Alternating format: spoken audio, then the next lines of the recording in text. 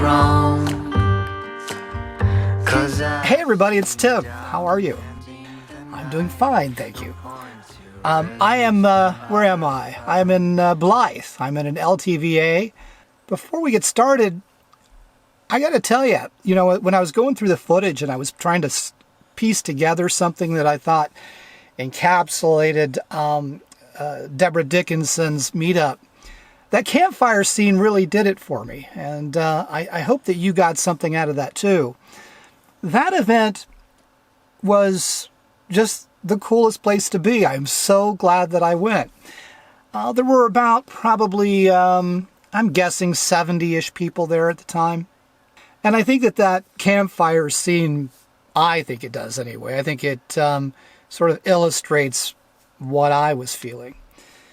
And I think that ultimately, when you watch a lot of these nomad type of videos, you get to see through the lens of the nomad that's shooting, and you get to sort of conjure your own feelings about what it is you see. And I think to some degree, I'm trying to put that in context, because I think that, especially for those of you who are like me, again, pre-retirement, post-retirement, sort of feeling like, is this all there is to life? That kind of a thing. I want to take extra care, and I want to better illustrate what it is I feel. And so that event was just freaking awesome, man. There was so much good mojo there. You just can't dismiss it. We had a blast. This was at Rice Ranch in Quartzite, Arizona. Rice Ranch is not the most beautiful place to be. It looks like a movie theater parking lot for the most part. But it had its benefits. And of course, when you have great company, that stuff doesn't matter so much. So the event, it was more than just this community gathering of like-minded individuals. It was also a great place to do some very small sort of demonstrations and discussions. And, for example, there were various demonstrations that range from how to plug a tire and change a tire, how to properly attach a trailer, also sort of the mechanics behind maintaining your gray and black water tanks and the proper way to empty them. That was, went over that. And there was even a gold panning and gold dredging demonstration that was there that I thought was fascinating. And apparently, yeah, you can find gold in these there hills. Is that right? Them there hills? These there hills? Anyway, that was just too cool. So we even had food tours, or vendor tours anyway. There's like Randy's Burgers, awesome place, blissful burgers if you ask me. And then there were also other places around that area too. And we frequented one as a group each day. And that was pretty cool. So I think I gained probably a few more pounds than I needed to gain, but again, good problem to have considering. Oh, which reminds me, over at Randy's Burgers, right across the street from Rice Ranch, Deborah and Robert ordered this thing, and I'm going to say it's like this big around. It is, I think it was a 5-pound burger that they split. And not only did they attempt to eat it, they freaking ate it. Now, I don't know what was in that burger, but they were laughing and they were grinning and they were smiling the whole time. So I think I'm probably going to have to dip into one of those at some point. So as this event had come to its conclusion, there were a few of us who were going to be camping together at a campground over by the Parker Dam, which is northwest of where we were, on the California side of the Colorado River. And the idea was we were just going to sort of detox, for lack of a better term, just sort of chill out. A few of us kept pretty busy during this event, and just going to hang out before we all had to sort of go our separate ways. that had its own rewards and challenges, which I'll get to in a second. But while we were there, Chaz wanted me to make a film with him in it. And so here it is. That said, Lucky did have to stay home and study for his DSATs, the doggy SAT test. So between the camera shyness and his scholarly obligations, it was just Chaz in this video. Enjoy.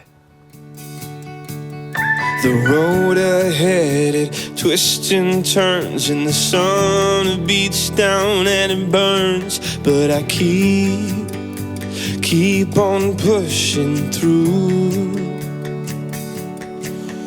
and every step quicker than the last. My feet tread down this beaten path, and I keep on pushing through. 'Cause I get up, and I may fall right back down, but your love lifts me back to solid ground. Yeah, I get up, and I may fall right back down, but your love lifts me back to solid ground. And oh, I've come too far. So, at this campground, the Crossroads BLM campground over by the Parker Dam on the California side, it was beautiful. I had very few complaints. I mean, there was a speedboat going by at like 6 o'clock in the morning. It does that, right? And we had some issues with the campground, primarily hey buddy, you want a banana? What I can best describe is perhaps a tightly wound or overzealous camp host. Now, I'll let you watch Deborah Dickinson's video to get the full scoop, but the ranger was called out and law enforcement was called out. She dealt with all of that stuff. I didn't, so I don't want to just, make a bunch of drama up when she really was sort of in command of that situation. But anyway, it was nice. We were right on the Colorado River.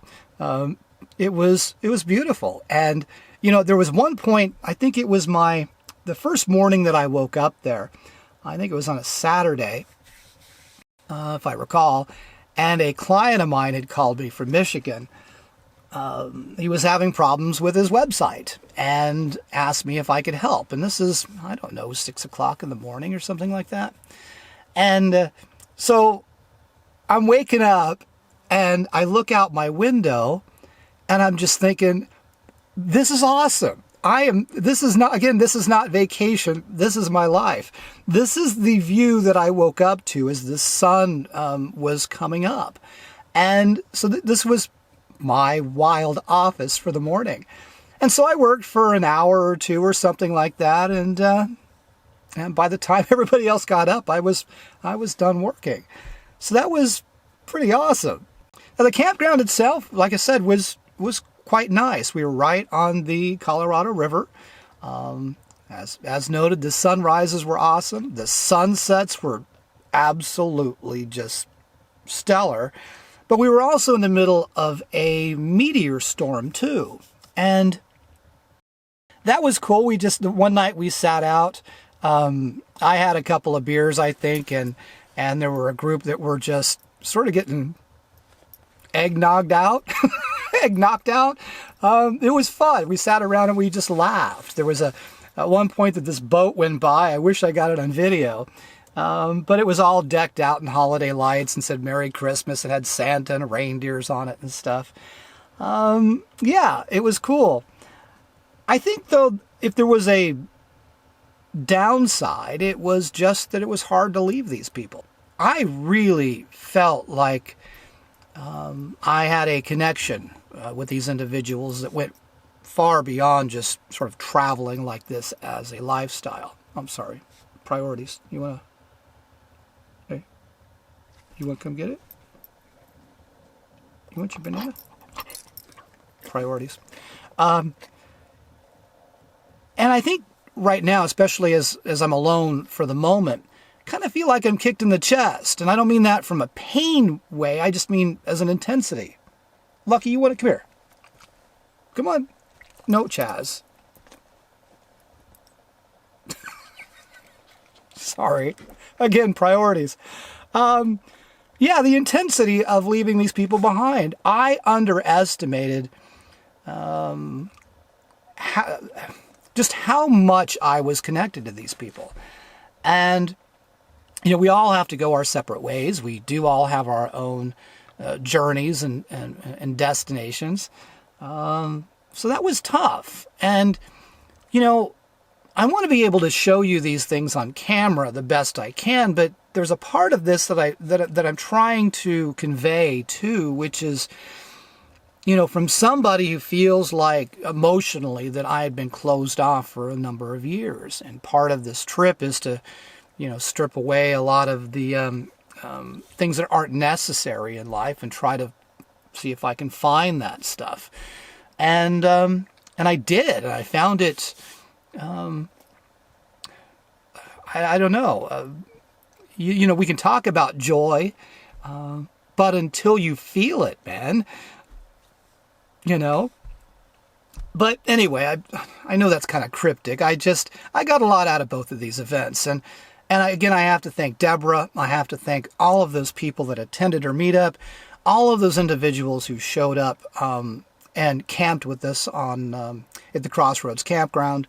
It just, you know, for me personally, it was as close to cathartic as I think I can possibly tell you.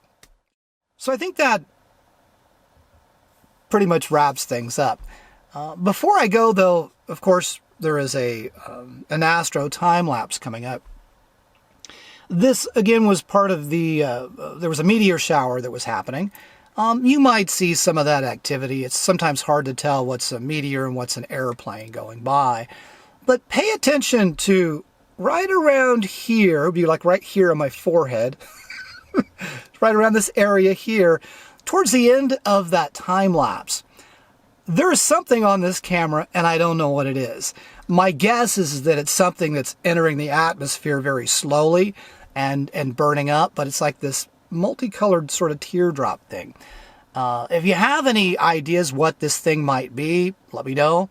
I thought that it might be a camera lens aberration at first, but I don't think so. Anyway, that's it. I am Tim.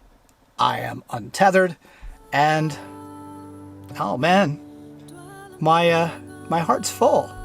So on to the next adventure. Bye now.